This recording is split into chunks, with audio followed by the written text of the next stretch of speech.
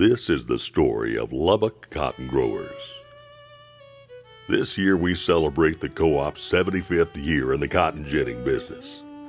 Now, although this is our business, the story is really about the men and their families who have made this West Texas co-op gin successful the past 75 years.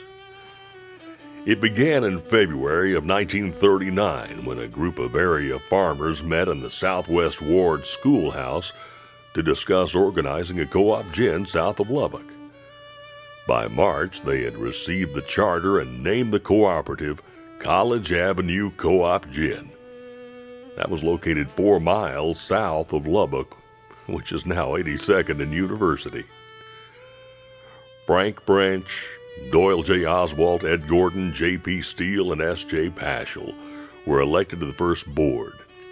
These men put together the first bylaws and established the reason for creating the co-op, which is still the cornerstones for Lubbock cotton growers today.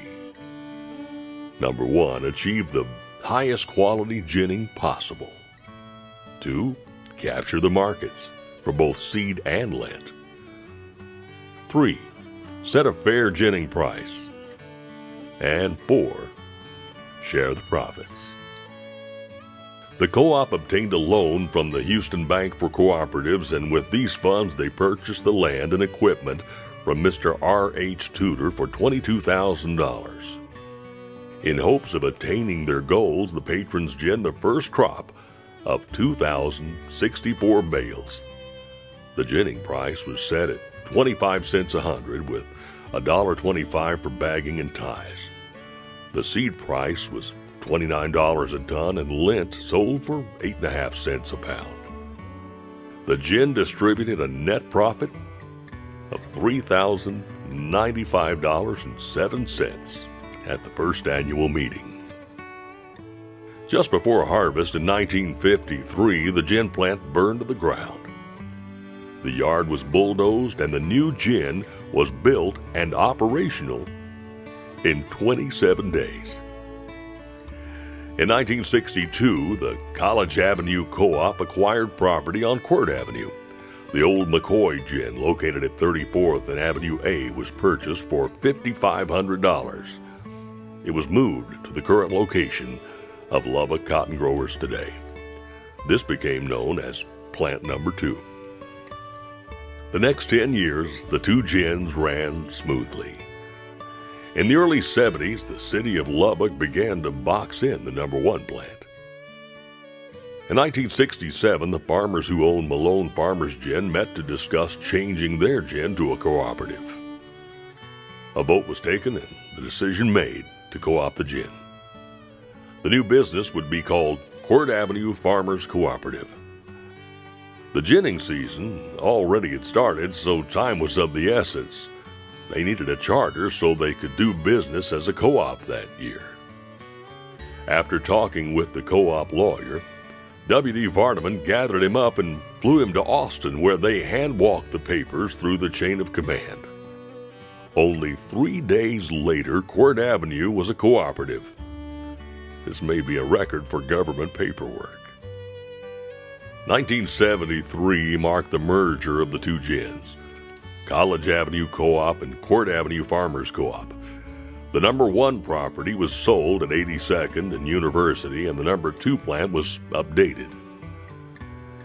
In 1976, the number 2 plant was modernized to form a split stream gin. This created problems, especially with the press. A new UD press was installed, as well as one of the first module feeder systems. The module hauling system in the early years was a problem until the module truck idea was perfected. W.D. Vardaman, Gene Beck, and the producers at College Avenue had an industry-wide impact on the way we deliver cotton from the field today. In May of 1984, College Avenue Co-op Gin changed its name to Lubbock Cotton Growers. Through the leadership of its producers and managers Gene Beck, Chris Thomas, and Tim Maka, the next 25 years proved to be profitable for Lubbock cotton growers. In the late 90s, with the boll weevil eradication and the introduction of picker varieties to the high plains, high yields created a problem for all the gins in our region. Our ginning seasons were stretched to 5 and 6 months. 50 or 60,000 bale crops were considered large in the past, and suddenly our gin volume had potentially doubled. In 2004, Lubbock cotton growers ginned 97,839 bales of cotton. 2005 was 94,410, and then in 2007, Tim Maka managed the gin through our record 105,411 bales. The handwriting was on the wall. We needed a gin that could handle the high volume years but have the efficiency to sustain us through the below average years. Like the progressive producers before them, the patrons of Lubbock cotton growers voted unanimously to build a new state-of-the-art cotton gin. After numerous meetings, a trip to California, Missouri, and Arkansas, Curtis Thomas flew board members to look at the gin in Dumas. A 6-1 Loomis gin plant with twin bale presses was ordered. Under the guidance and watchful eye of manager Jerry Buttman and his staff, our new gin was completed in November of 2009. Today, Lubbock Cotton Growers operates one of the largest, fastest, and most efficient gin plants in the world. Congratulations to the owners of Lubbock Cotton Growers for 75 years. Thank you for your continued innovation, progressive attitudes, and willingness to be on the cutting edge of the cotton business today. For the patrons of Lubbock Cotton Growers, it's not just a business. It's a way of life.